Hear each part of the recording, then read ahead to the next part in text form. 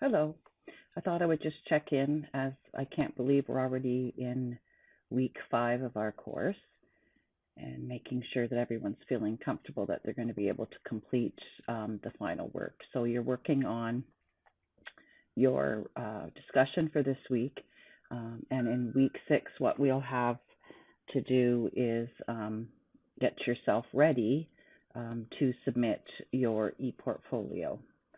So what I plan to do is just go over a few tips with you around that final assignment, and let you know that I'm also going to do virtual office hours on Wednesday, June 10th at 7 p.m. And by then, you will hopefully have got some information from Kim um, about how we're going to proceed with your placements throughout the remaining time in this program. So we are actually meeting and finalizing that plan on Monday. So by Wednesday, I hope that you'll get an email. And certainly, my office hours are going to be related to the course. I imagine Kim will make herself available for specific questions around the field work and what's going to be required for you to be able to successfully complete the program. So don't worry about that. We're working really hard to make sure that you can graduate in August and finish the program as originally planned. So for this final week that you're going to go into, you're going to be creating a bit of a story about who you are as an early child educator. And to do that, we're going to be using the discussion forum where you will post a link to your assignment. And one of the things that I've done under content and under the assignment link is include the write-up with the rubric, and it also shows you some images of where you will find this information and how you're going to go about telling your story, and then how you're going to be graded. But what I'm going to do right now is go under resources and go into the ePortfolio tab.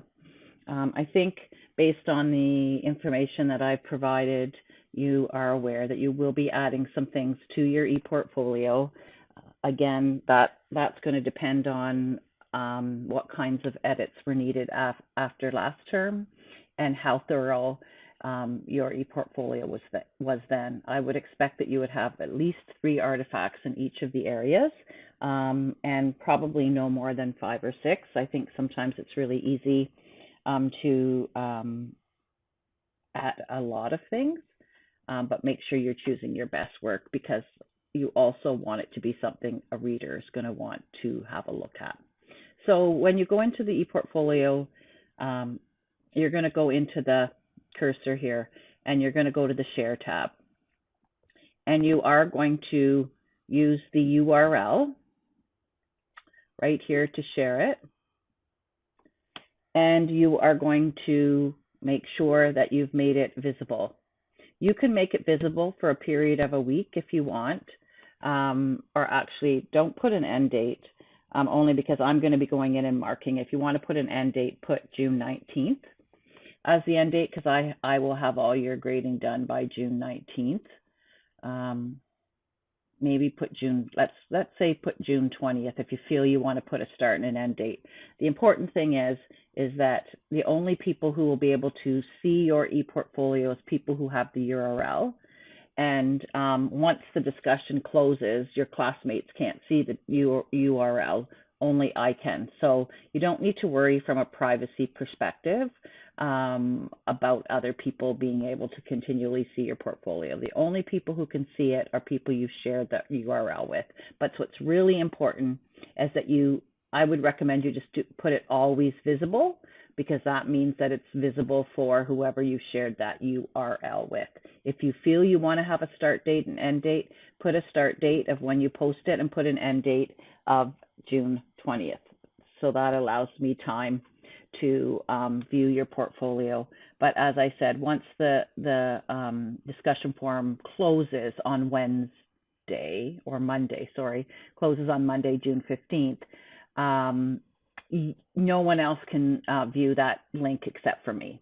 So you don't need to worry from a privacy perspective, because I know for some people that's an issue. So you're going to be going in and posting your portfolio in the discussion forum, which is clearly labeled with the same instructions that I gave you on the assignment. So you're going to post a link to it. You're going to make sure that it's edited and up to date. You have until Wednesday to post it, and it closes Monday at 10. And that allows me time to grade and provide feedback for you by the end of the month, end of the week, sorry.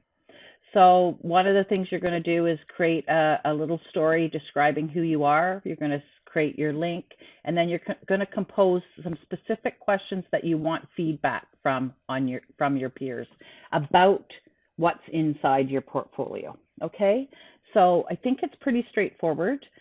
I wanted to just pop on here, leave you a little video and connect, let you know that I will be having office hours on Wednesday, June 10th. There is also an article link under this week's content that just goes over some good material about reflective practice and ways to build it into your day-to-day practice. And it's a great link just to maybe save. There's a lot of information on here that you might find useful. So that's why I made it available for you. So I think the only other thing I'm going to review for you is under content. There is a link at the bottom that says save your ePortfolio to the World Wide Web. And these are very specific instructions that many people, hundreds of students have been successful in saving their ePortfolio. The key is that you follow all of the instructions. And instruction 5, you have to create an account, and then you have to follow the activation links, and then you have to follow the instructions here. Okay?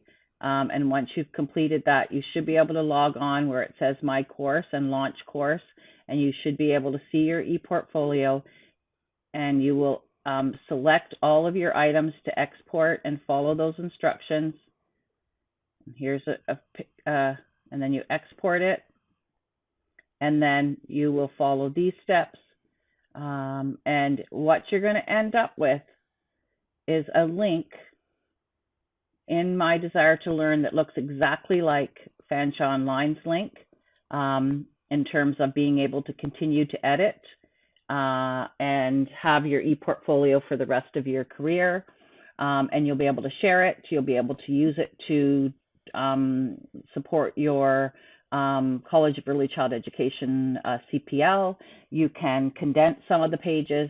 So it's really great. And I would recommend that you just export all of your items, because then you'll have all your work that you've put in your ePortfolio. So I hope that you find that useful.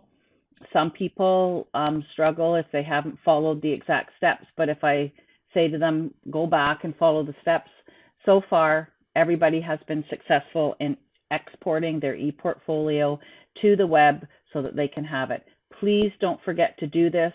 I would recommend you do it as soon as you submit your ePortfolio to me, so that you've got it saved and you can continue to access it. Once you have no access to this course, you will have no access to your ePortfolio.